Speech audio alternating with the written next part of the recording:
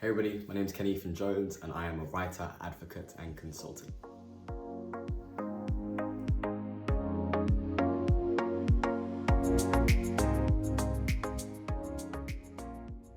You know, whenever I get asked this question, you never really know where to start, but I'm gonna choose the day that I told my mum that I was trans, and so I was 11 years old.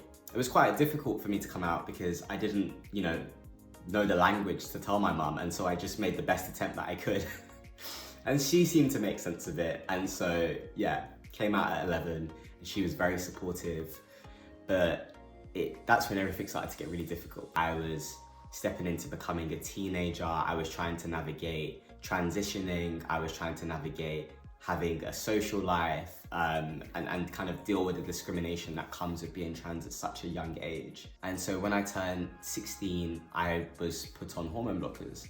Now, hormone blockers are basically like hitting the pause button on your puberty. And so that started to alleviate some of the dysphoria, but when I started to like really step into myself and become Kenny was when I started testosterone, which was about a year later. And then it was about a year and a half later that I had top surgery, and top surgery was kind of the last tick box for me in terms of, at that moment, what I wanted from my transition and what I needed to feel comfortable in my skin.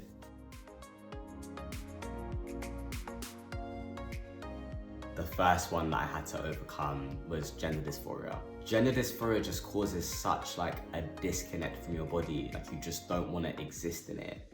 And when I was younger, it stopped me from being present. And I kind of felt like when am I gonna wake up and feel like I've arrived and have the ability to be myself and, just move around the world and in life as Kenny. The second obstacle was what the media has to say about trans people. Majority of the press that you'll see about transness is negative. And I think if you allow that to become your own reality and the narrative you tell yourself, your self-esteem is just gonna sink. And so I've had to build really thick skin around people's views on transness. And I've kind of had to come to an acceptance within it that some people don't necessarily disagree with my existence as their own perspective, but they've been so brainwashed essentially with what the media is saying that it's become their own reality.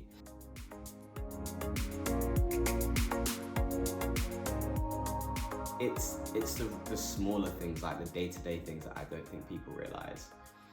Like, for instance, when I had periods and I would go into a shop to buy a product and everything would say woman, and I would stand there and not try to feel fractured in my identity while purchasing or using these products. And I think the last thing was when I would go to jobs interviews and I would smash the interviews, I'd do great, the interviewer seemed to love me, and it would get to the point where we were processing my application.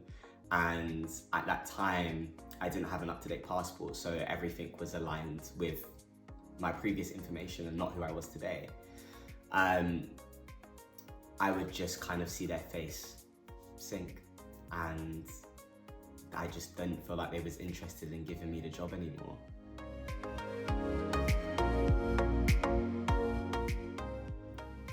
I think the number one thing that at this point that I'd really want to see is for non-binary people to be legally recognised within the UK.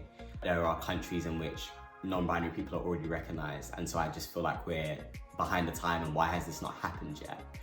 And the second thing for me is that I would just like more positive representation around transness, because we're not seen as 360 beings, we're seen as basically objects to discuss.